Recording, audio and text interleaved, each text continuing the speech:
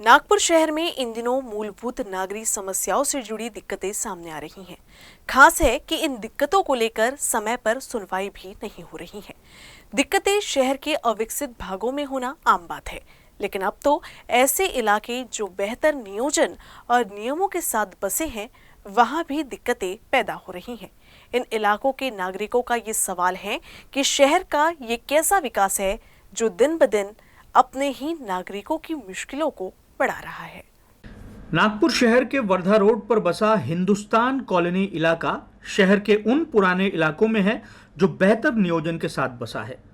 मुख्य तौर से रिहायशी इलाके के रूप में पहचान रखने वाला ये इलाका मौजूदा दौर में विकास का असर झेल रहा है।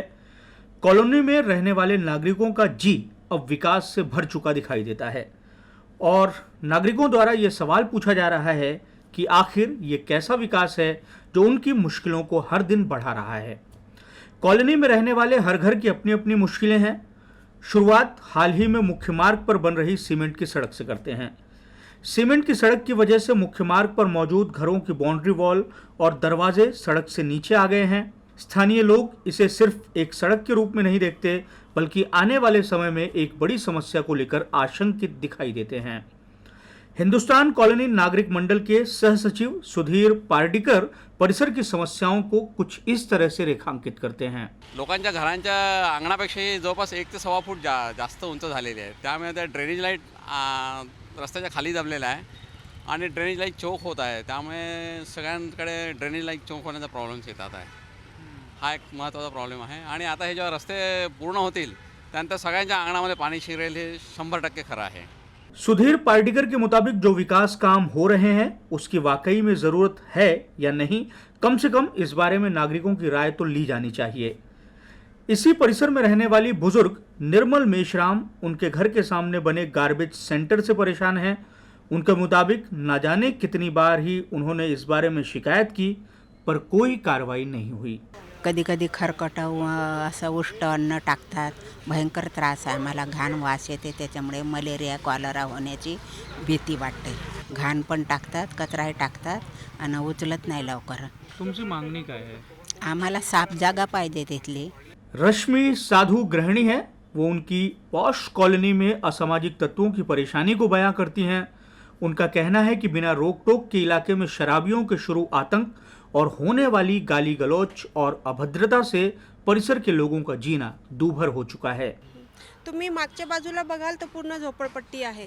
तर काय होतं, सकाळच्या वेळेसमध्ये इथे ती एक बाई असते, ती इथेच बसली राहते, थोडी डोक्यानी तिचा फरक आहे। तर झोपडपट्टीतले सगळे जे माणसं येतात किंवा जे काही दारू पिणारे असतात ते इथे येतात, इथे आपल्या बाटला किंवा त्यांचं जे काही आहे ते ठेवतात, पुढे निघून जातात। मग परत येताना परत इथे ते बसतात, इथनं ते परत इथे आपलं दारू वगैरे पिणं होतं आणि इथून ते पुढे निघून जातात। हिंदुस्तान कॉलोनी शहर के प्रमुख मार्ग वर्धा रोड से जुड़ी है। बीते वर्षों में शहर का जो चेहरा मोहरा बदला है, उस विकास की चकाचौंध का असर इस मार्ग पर सबसे ज्यादा दिखाई देता है। विकास का विपरीत असर इस मार्ग के आसपास बसे इलाकों पर पड़ रहा है। बुजुर्ग अजीत भावे परिसर में अवैध रूप से होने वाली पार्किंग से परेशान हैं। उनका कहना है कि वर्धा रोड पर जो नए दफ्तर खुले हैं, वहां पार्किंग की व्यवस्था न होने की वजह से लोग यहां के निवासियों के घरों के बाहर अपना वाहन पार्क करते हैं, जिससे रोजाना का विवाद और तकलीफ दोनों हो रही है। ते लोक इकडे गाड्या पार्क करतात, सकाळी येऊन इकडे गाड्या पार्क करतात, संध्याकाळपर्यंत सगळ्या या गाड्या अशाच असतात आणि त्याच्यामुळे बाकी लोकांचं जे म्हणजे प्रायव्हेट गाड्या किंवा हे आलं तर त्या लोकांना तो प्रॉब्लेम जातो की कुठे हे करायचं। पराग दाते पेशे से अर्बन डेवलपमेंट एक्सपर्ट हैं। बेहतर शहरीकरण कैसे हो इसे लेकर वो परामर्श देते हैं, लेकिन वो जिस इलाके में रहते हैं वहीं की स्थिति खराब है। हिंदुस्तान कॉलोनी चौक पर हाल ही में स्थापित हुआ ट्रैफिक सिग्नल किस तरह से तकलीफ का सबब बन चुका है, इसके बारे में वे बताते हुए इस काम को करने वाली अथॉरिटी और इंजीनियरिंग को सलाम करते हैं।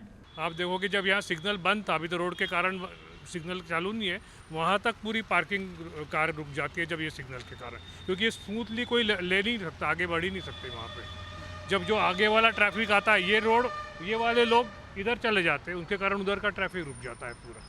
तो सारी समस्या है यहाँ पे। टेक्निकल प्रॉब्लम क्या है? टेक्निकल प्रॉब्लम इसका रोड का और सिग्नल का अलाइनमेंट बराबर नहीं है, टेक्निकल प्रॉब्लम। लेफ्ट टर्न मारने में भी मतलब जो भी डिज़ाइन करते हैं तो वो जो सिचुएशन है उसके अकॉर्डिंग टू साइजेस लेना चाहिए। ये कहीं का स्टैंडर्ड उठा के, जो रिंग रोड का स्टैंडर्ड है उठा के ये वाले रोड पे उसका डिज़ाइन ये रिपीट कर रहे हैं।